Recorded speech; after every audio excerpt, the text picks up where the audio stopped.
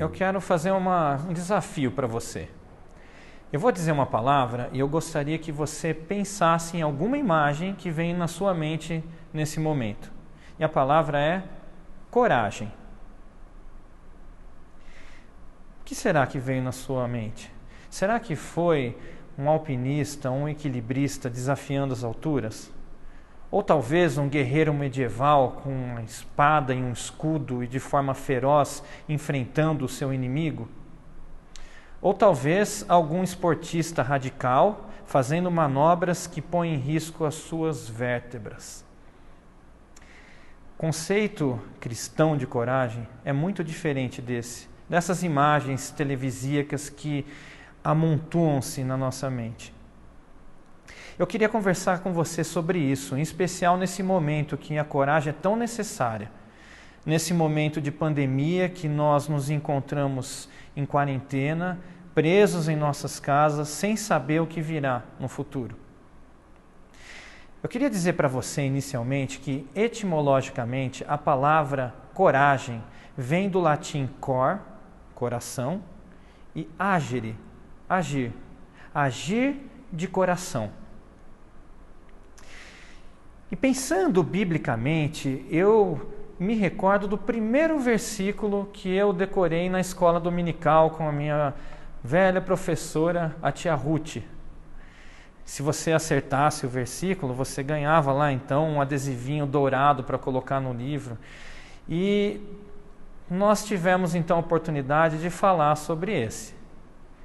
E lá nós aprendemos nessa versão, não sei como está na sua, mas dizia: sê forte e corajoso, não temas nem te espantes, pois o Senhor Deus é contigo por onde quer que andares. Isso está lá em Josué 1:9.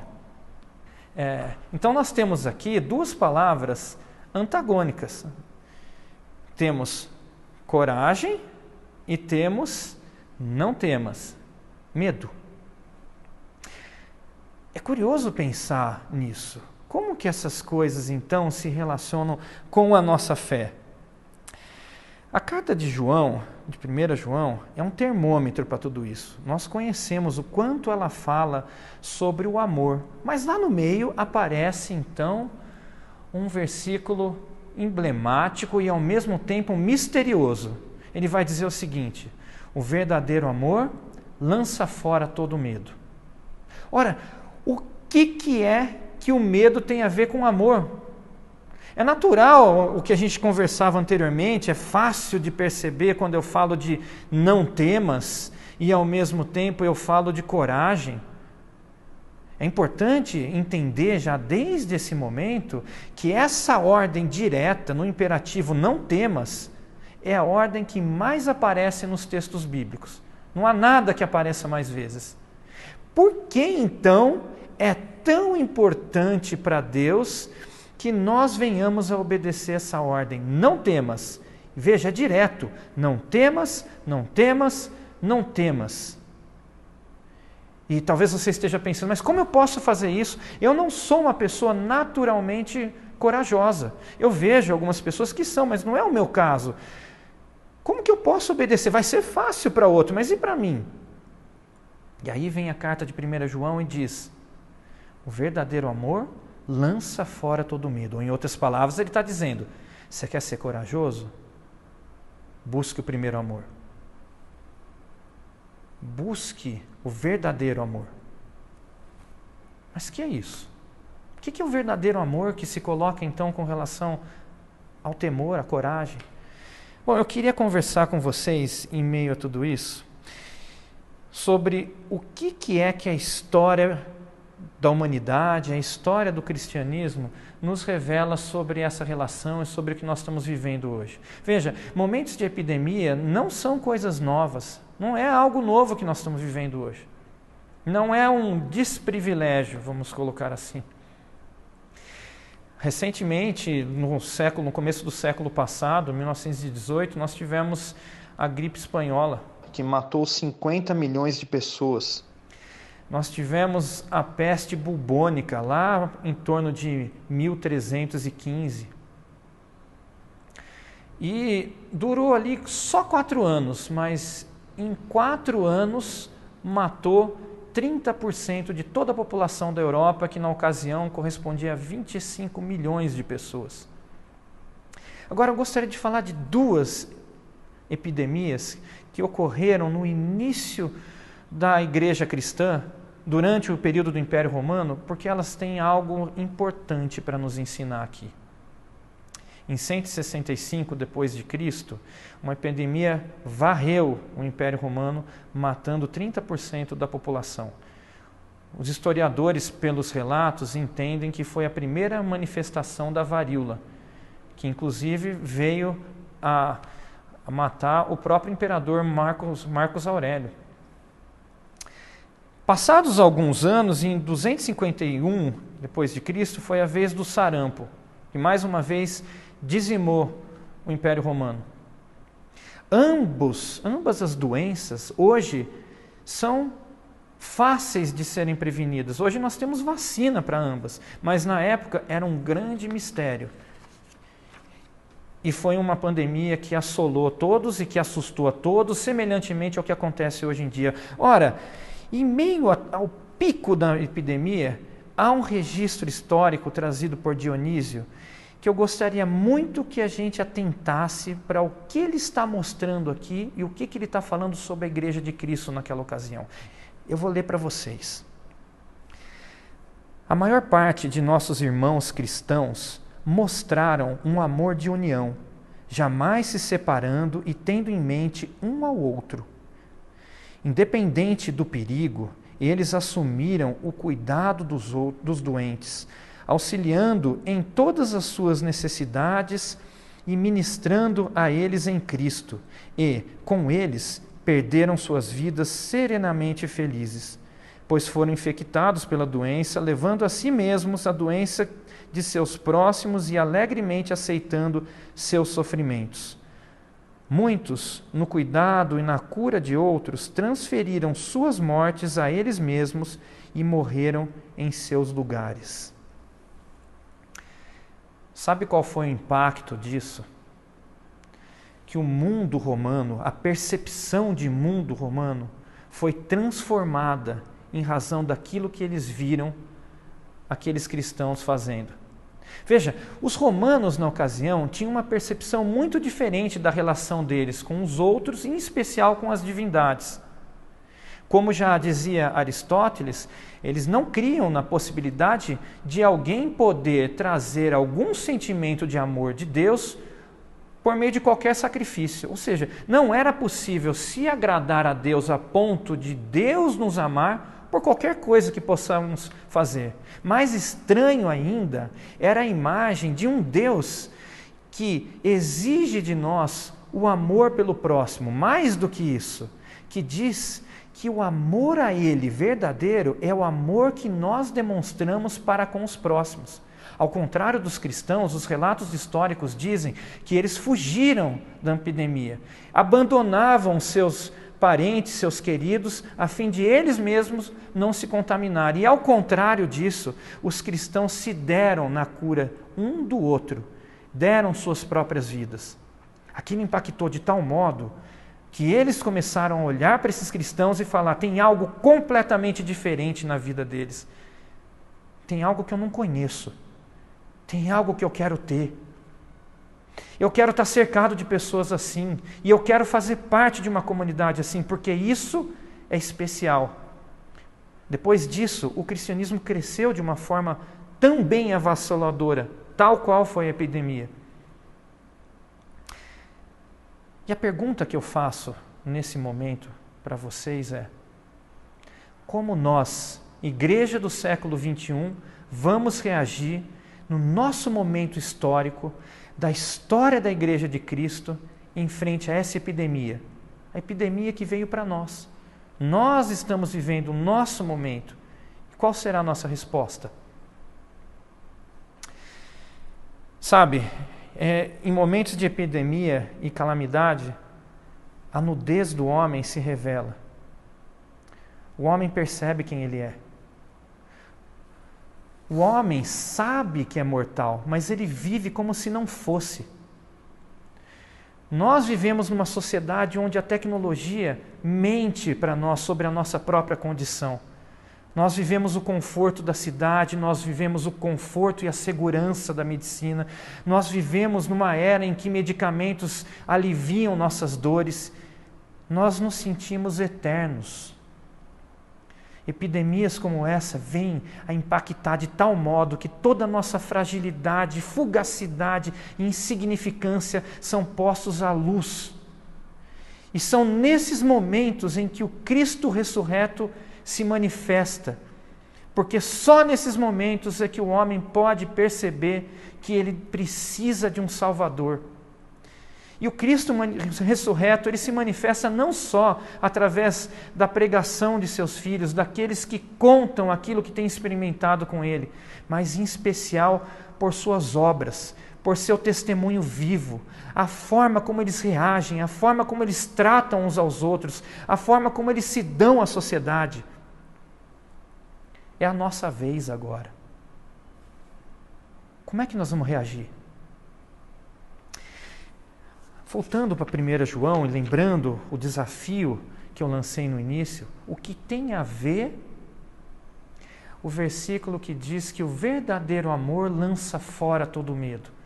Qual a relação? Ora, eu vou fazer uma pergunta para você e a resposta é óbvia. Esses cristãos que não fugiram, mas que permaneceram cuidando, curando, se dando por seus irmãos em meio à epidemia, foram corajosos? Pergunta retórica, é claro que foram. Mas eles foram corajosos como aquelas imagens que inicialmente nós conversamos de esportes radicais, de um grande guerreiro medieval. Eles foram corajosos porque eles amaram. E porque eles amaram, a vida deles pareceu menor aos seus próprios olhos.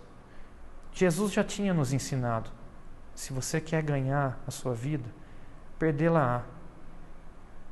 Quando nós idolatramos demais a nossa própria existência, a vida que nós não conquistamos, mas nos foi dada, ela se torna o nosso ídolo e o nosso Deus.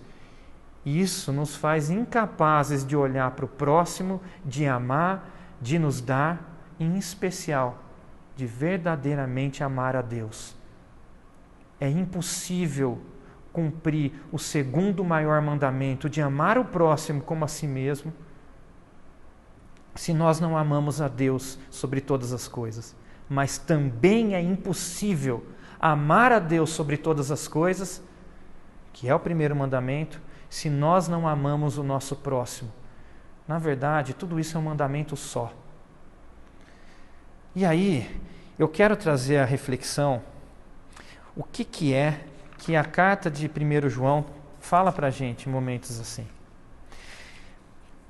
Se você puder abrir na sua Bíblia, mas você vai poder acompanhar aqui na tela, capítulo 3, versículos 14, depois do 16 ao 19, tenha isso como um teste da fé.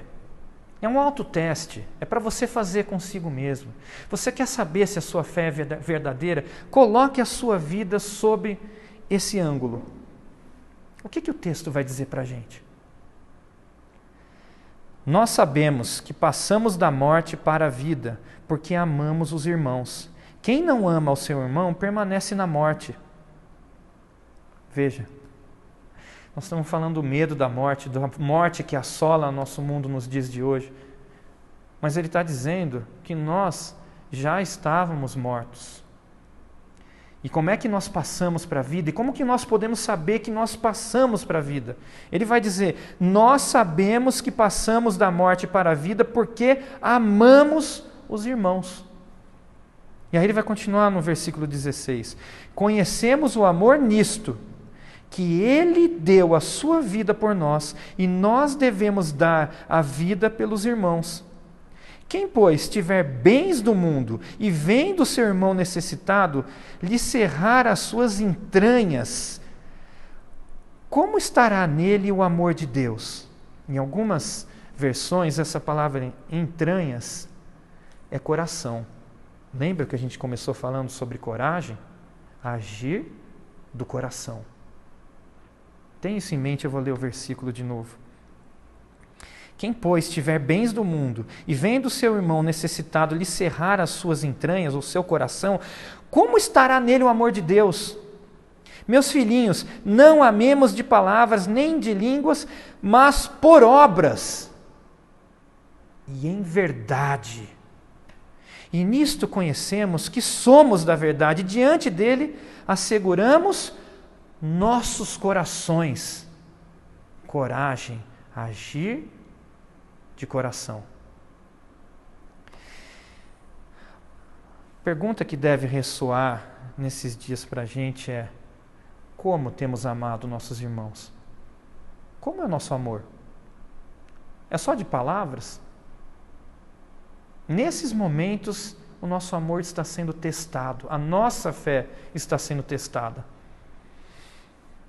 Veja o que ele está advertindo: meus filhinhos, não amemos de palavras nem de línguas, mas por obras e em verdade.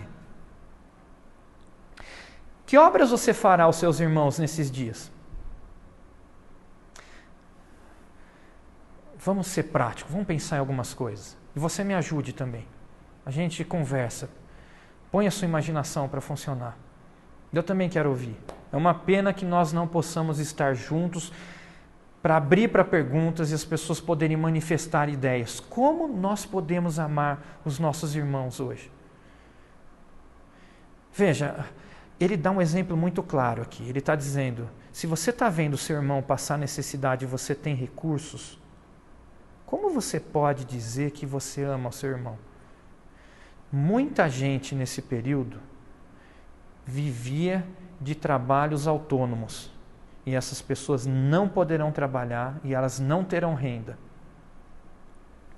Como nós podemos ajudar? Por exemplo, você tem uma manicure que toda semana você ia nela, ou alguém, uma depiladora, uma cabeleireira, alguém que fazia escova no seu cabelo, ela não vai mais poder ganhar. Que tal se você continuasse pagando para ela como se ela continuasse prestando serviço para você?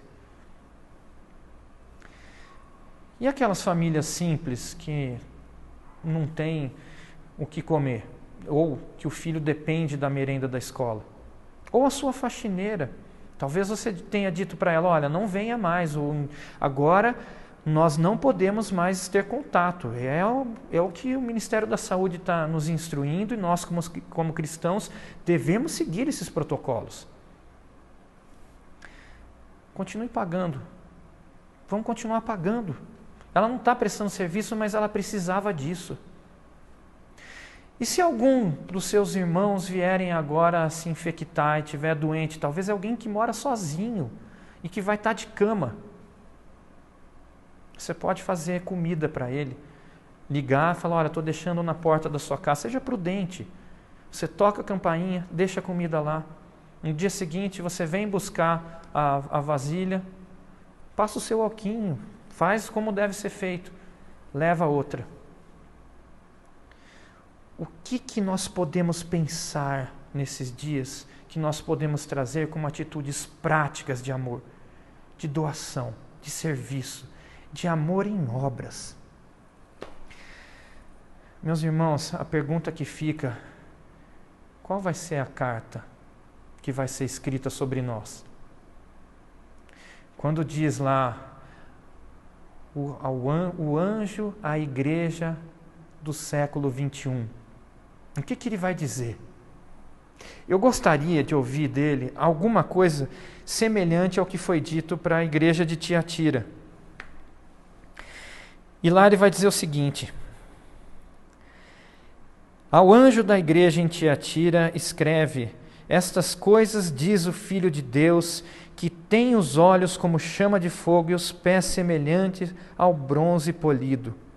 Conheço as tuas obras, o teu amor, a tua fé, o teu serviço, a tua perseverança e as tuas obras, mais numerosas que as primeiras.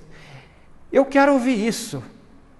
É isso que eu quero que venha a ser dito da igreja do século XXI, quando chegou a nossa vez de mostrar o que é esse amor que nós proclamamos ter por Cristo e pelos nossos irmãos. Eu quero ouvir-lhe dizendo isso, à igreja do século XXI, conheço tuas obras, o teu amor, a tua fé, o teu serviço, a tua perseverança e as tuas últimas obras, mais numerosas do que as primeiras. E assim, meus irmãos, todo o temor que hoje nós temos será lançado, porque o verdadeiro amor lança fora todo medo.